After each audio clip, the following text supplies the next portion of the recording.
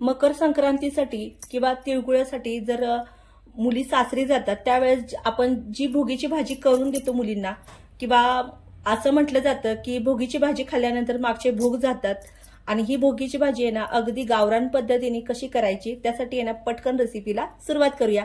आणि भोगीच्या भाजीचं आहे ना महत्व तर आहेच आहे, पण भोगीची भाजी शरीरासाठी आहे ना खरंच खूप फायदेशीर आहे। तर आज आपण करतोय भोगीची भाजी। तर याला आहे ना बघा गावाकडे तर शेंग सोला सुद्धा म्हणतात। तर बघू शकताय भाज्या किती घेतल्यात त्या, आणि यामध्ये ना खूप भाज्यांचा समावेश असतो। त्याचप्रमाणे तुम्हाला इथं भाज्या मी काय घेतल्यात ना त्या पहिल्यांदा दाखवते। तरी बघा इथं 1 वाटी वाटाणा घेतलाय, पावटा घेतलाय, गाजर घेतले आणि गाजर आहे ना बारीक चिरून घेतले। इथं बोंबली शेंग घेतली, म्हणजे आमच्या इथे ह्याला बघा तुमच्या इथं काय म्हणतात ना ते मला कमेंट करून नक्की सांगा। तर आमच्या इतर ना इथं बोंबली शेंग म्हणतात किंवा वालाची शेंग म्हणतात।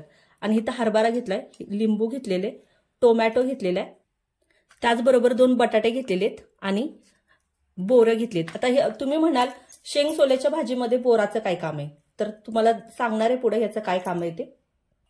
त्याचप्रमाणे इथं शेंगदाणे घेतलेत। आणि ज्या नवीन असतात ना लग्न झालेल्या त्यांना कळत नाही की किती भाज्या घ्यायच्या, कोणत्या भाज्या घ्यायच्या, त्यासाठी इथं मी पहिल्यांदा डिटेलमध्ये तुम्हाला भाज्या दाखवणार आहे। तर इथं बघा शेंगदाणे घेतलेत, कांद्याची पात घेतली, वांग घेतले आणि इथं पालक घेतलाय, आणि ही पालकाची बघा कोवळी पानं घेतलीत, आणि ही पालक आहेत ना माझ्या बागेतला पालक आहे। आणि इथं कोथिंबीर घेतली, मेथी घेतली आणि चाकवत घेतलाय। तर आता तुम्ही म्हणा लिंबाचं काय सांगितलंच नाही, तर आपण ह्या ज्या भाज्या वापरतो या भाज्याचं आहे ना गुणधर्म पूर्ण शरीरात पोहोचण्यासाठी लिंबाचं काम इथं लागतंच आपल्याला। आणि लिंबू आहे ना कसं आहे ना ज्यावेळेस आपण पालक घालत असतात ना मिनरल असतं ते युरिन थ्रू बाहेर शरीरातनं बाहेर काढू नयेत यासाठी आपल्याला इथं लिंबू वापरायचं आहे। तर लिंबू आहे ना तुम्ही भोगीच्या भाजीमध्ये आवर्जून घाला। आणि ही भाजी आहे ना करतोय थोडीशी वेगळ्या पद्धतीने, पण अगदी रसरशीत ही भाजी होती आणि चवीला जर म्हणाल ना अफलातून लागते। तर भाजीला सुरुवात करूया। आता सगळ्यात पहिल्यांदा ह्या भाज्या ना मी कुकरमध्ये शिजवून घेणार नाहीये, कारण बघा कुकरमध्ये ना आपण ओव्हर कुक करतो आणि भाज्या अगदी मेनागत होतात, मग त्या भाज्या आपल्याला मेनागत करायच्या नाहीयेत। त्यासाठी नाही तर मी डायरेक्ट कढईमध्ये शिजत घालणार आहे भाज्या। इथं पावटा आहे ना तो घालून घ्यायचा आहे आपल्याला, वाटाणा घालून घ्यायचा आहे, हरभरा आणि वल्लाच हरभरा घेतला। जर तुम्हाला वल्ला हरभरा नाही भेटला तर जो वाळका हरभरा असतो ना तो भिजत घालायचा आणि तो वापरला तरी हरकत नाहीये। इथं वालाची शेंग घेतली, म्हणजे बोंबली शेंग म्हणतात आमच्या इथं। इथं गाजर घेतलेले, त्याचबरोबर शेंगदाणे, त्याचबरोबर आपल्याला इथे ना बटाटा घालायचा आणि बटाटा आहे ना बघा मी अगदी बारीक फोडी नाही केलेल्या, थोड्याशा मोठ्या ठेवलेल्या आहेत। तर 2 बटाटे घेतले होते मी, आणि इथं आहे ना हे वांग चिरून घेतलेले। आता या भाज्या आहेत ना आपल्याला स्वच्छ अशा धुवून घ्यायच्या आहेत। आणि ना तुम्हाला आहे ना खरंच एक कळकळीची विनंती आहे की ना रेसिपीच्या संदर्भातच कमेंट करत जा, अगदी वेगळ्या कमेंट करत जाऊ नका, कारण कसं आहे ना वाचताना सुद्धा बेकार वाटतं आणि जो लिहिलाय ना कमेंट त्याला सुद्धा थोडंसं म्हणजे काहीतरी वाटलं पाहिजे की आपण अशी कमेंट कशी पाठवायची दुसऱ्यांना। तर जी रेसिपीच्या संदर्भात कमेंट असेल ना की एखादी रेसिपी तुम्हाला नाही कळली त्या संदर्भातच कमेंट करत जा शक्यतो, आणि तुम्हाला खरंच प्लीज विनंती आहे। आता यातलं आहे ना बघा ही चांगलं असं धुवून घेतले, यातलं आपण पाणी काढून घेऊया। तर 2 पाण्याने आहे ना हे धुवून घेतलेले, आणि यामध्ये आहे ना अगदी जास्त नाही पाणी घालायचं, भाज्या शिजल ना इतपतच पाणी घालायचं। आता यामध्ये घालूया चवीनुसार मीठ। आता यावर आहे ना झाकण ठेवूया आणि गॅसवर मी कढई ठेवली, आणि याला ना आपल्याला फक्त एखाद दुसऱ्या उकळीमध्ये ह्या भाज्या आरामात शिजतात, अगदीच ओव्हर कुक करायच्या नाहीयेत, नाहीतर मग काय होतं ना भाज्या अगदी मेनागत शिजली ना तर ती जी भाजीची चव असते ना ती व्यवस्थित येत नाही। आता भाजी इथं शिजतीये तोवर पुढची तयारी काय करायची ती बघूया। तर इथं ह्या भाज्या आहेत ना त्या आपल्याला सगळ्यात धुवून घ्यायच्या आहेत। तर ह्या आमच्या आहेत ना शेतातल्याच भाज्या आहेत,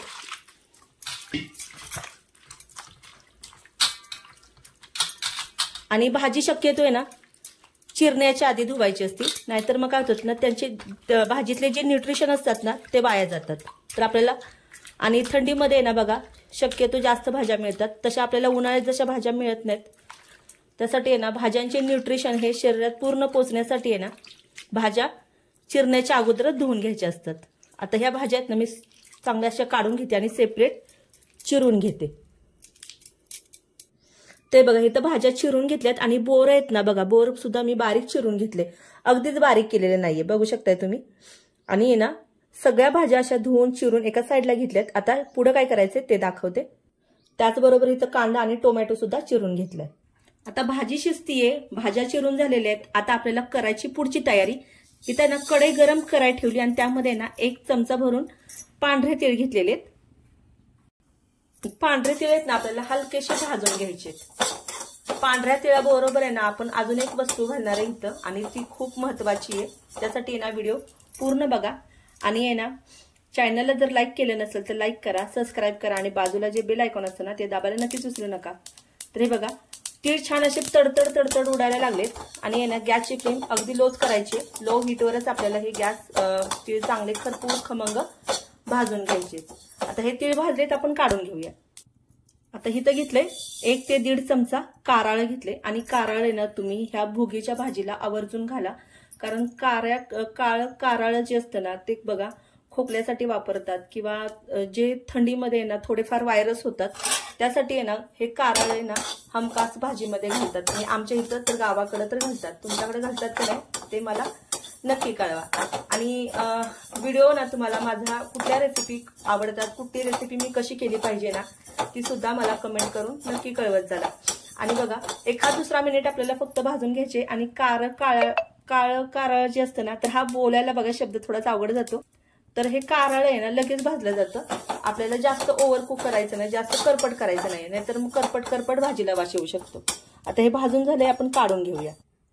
ते बघा हे दोन्ही आहे ना असं मिक्स करायचंय आणि आपल्याला आहे ना मिक्सरच्या भांड्यामध्ये घालून ह्याची बारीकसर पूड करून घ्यायची. खूप खमंग भाजी लागते असं जर करून तुम्ही घातलं तर. ते झाकण ठेवूया आणि बारीकसर वाटून घेऊया. ते बघा अगदी बारीकसर असं वाटून घेतलेले. ते बघा गाळण ठेवली आणि भाज्या शिजल्यात आपल्या, भाज्या अशा गाळून घ्यायच्या. आणि हे भाज्यांचं जे पाणी आहे ना आपल्याला फेकून द्यायचं नाहीये. आता इथं 30 कढई ठेवली गरम करायला आणि यामध्ये आपल्याला घालायचंय 1 ते 1.5 चमचा तेल. तर तेल चांगलं गरम झालं की यामध्ये जिरं घालायचं आणि जिरं चांगलं फुलू द्यायचंय आपल्याला. आता यामध्ये घालायचंय बारीक चिरलेला कांदा. आणि बघा गावाकडे ना अगदी साध्या पद्धतीने भाज्या करतात, पण जी पद्धत असते ना ती अगदी चविष्ट लागते. त्यामुळे भाजी कांदा आहे ना आपल्याला हलकासा लालसर करून घ्यायचा आहे. अगदी ट्रान्सपरंट करायचं नाही, म्हणजे थोडासा तरी कच्चा ठेवायचा नाहीये, अगदी लालसर थोडासा करून घ्यायचा आहे आपल्याला. कांदा बघा थोडासा भाजत आलाय. आता यामध्ये ना अशी स्लीड केलेली हिरवी मिरची घालतेय मी. तर ही ताजीच हिरवी मिरची आहे आणि अशी आहे ना भाज्यांबरोबर भाजून घेतली ना तर भाजीला ना चव तर खूप छान लागते, पण खाताना सुद्धा बघा अगदी दाताखाली आली ना तर अगदी झणझणीत सुद्धा वाटते. ते बघा कांदा चांगला असा भाजलाय आणि आपल्याला जास्त ओव्हर कुक करायचं नाही. आता यामध्ये ना बारीक चिरलेला टोमॅटो घालायचा आणि टोमॅटो ना चांगला असा परतून घ्यायचा मऊसूद होईपर्यंत. ते बघा टोमॅटो चांगला मऊसूद होत आलाय. आता यामध्ये आपल्याला आहे ना 1 चमचा आलं लसूण पेस्ट घालायची. तर कसं असतं ना प्रत्येक गावाची पद्धत आहे ना ही शेंगसोला किंवा भोगीची भाजी करण्याची ना पद्धत थोडीशी वेगळी असते, पण चव म्हणाल ना तर अफलातून असते प्रत्येक भागाची. आणि कसं असतं प्रत्येकाला आपापलंच घेतलं जरा चांगलं वाटतं असं काही नाहीये, पण प्रत्येकाची वेगळी पद्धत असते आणि थोडीफार आहे ना मिळती सुद्धा. तर तुमच्या इथली पद्धत कशी आहे ना ती सुद्धा मला कमेंट करून नक्की कळवा.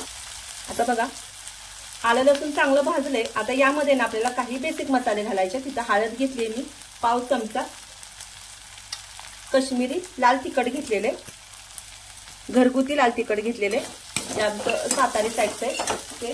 आता यामध्ये ना आपल्याला डायरेक्ट भाज्या नाही घालायच्या, तर आपल्याला आहे ना ह्या पालेभाज्या घालून घ्यायच्या पहिल्यांदा आणि ह्या ना तेलावर चांगल्या अशा परतून घ्यायच्या.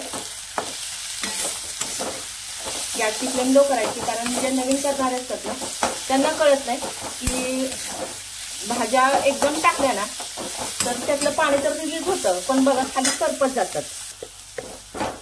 भाज्यात नाही ना पाणी रिलीज झालंय चांगलं. आता ज्या आपण भाज्या शिजवून घेतल्या होत्या ना त्या घालून घ्यायच्या आणि चांगल्या पण मिक्स करून घ्यायचंय. या मसाल्यामध्ये ना कोट झालं पाहिजे, तेवढं चांगलं असं कोटिंग आलंय मसाल्याचं. आता यामध्ये ना अगदी थोडासा आपल्याला हा भाज्यांचा स्टॉक घालून घ्यायचा आहे. याने ना भाजीला चव छान लागते. आणि भाज्यांचा स्टॉक आहे ना शक्यतो फेकून देत जाऊ नका. कोणतंही सूप करताना वापरलं ना तरी चालतं. आता यामध्ये घालायचं आपण कारळ्याचा आणि पांढऱ्या तिळाचा कूट. तर ना आमच्या इथे की नाही जी माझ्या माहेरी का नाही थोडीशी वेगळी पद्धत आहे आणि माझ्या सासरी ना थोडीशी वेगळी पद्धत आहे. माझ्या माहेरी जी करतात ना तर ती बघा त्यामध्ये बघा जे आपला हुरडा असतो ना तो घालतात आणि सासरी करतात ना तर त्यामध्ये हुरडा जास्त घालत नाहीत. तर प्रत्येकाची म्हणतात ना वेगवेगळी पद्धत असते. आता यामध्ये घालायची जी चिरून घेतलेली बोरं आणि भाजी आपली आता तयार झालेली. आता यामध्ये ना खूप सारी कोथिंबीर घालूया. एकदा भाजीमध्ये मिक्स करूया. तर बघा कोणत्याही भाजी आहे ना अगदी ओव्हर कुक झालेली नाहीये, भाजींचा आहे ना लगदा झालेला नाहीये आणि अशी भाजी ना खायला खरंच खूप छान लागते. तर आपली भाजी ही गरमागरम रेडी आहे. सर्व कशी करायची ती बघूया. तर बघा ही तर भाजी ना सर्व करून घेतली आणि लिंबू यावेळेस आपल्याला आता पिळून घ्यायचंय. अगदी आहे ना ही भाजी आहे ना कोणत्याही भाकरीसोबत, तांदळाच्या भाकरीसोबत खा किंवा ज्वारीच्या किंवा बाजरीच्या, आणि शक्यतो बाजरीच्या भाकरीसोबत खातात. आणि यावर आहे ना मस्त असे तीळ. ते बघा अगदी चटपटीत झणझणीत ही भाजी लागती. तर या पद्धतीने ना एकदा नक्की करून बघा आणि आवडलं तर कमेंट बॉक्समध्ये कळवायला विसरू नका. आणि या भोगीला अशी भाजी करून बघा. आणि कसं असतं ना आमच्या आईच्या इथे एक म्हण होती की भोगीची भाजी जर खाल्ली ना तर मागचे भोग जातात. तर ही ना खरंच नक्कीच भोगीची भाजी एकदा या पद्धतीने करून बघा. आणि भोगीच्या भाजीचं आहे ना खूप महत्त्वाचं आहे तरच, पण शरीरासाठी सुद्धा खूप फायदेशीर आहे. तर या संक्रांतीला अशी भोगीची भाजी नक्की करा आणि आवडली तर कमेंट बॉक्समध्ये कळवायला विसरू नका. चॅनलला जर लाईक केलं नसेल तर लाईक करा, सबस्क्राईब करा आणि बाजूला जे बेल आयकॉन असतं ना ते दाबायला नक्कीच विसरू नका. भोगीच्या भाजीचे अगोदर सुद्धा मी एक व्हिडिओ टाकलेला आहे, तिथं तो सुद्धा जाऊन तुम्ही चेक करा. चला तर मग भेटूया अशाच खमंग आणि चमचमीत रेसिपी सोबत, गावरान रेसिपी सोबत. तोपर्यंत पाहत राहा मेजवानी जेवणाची.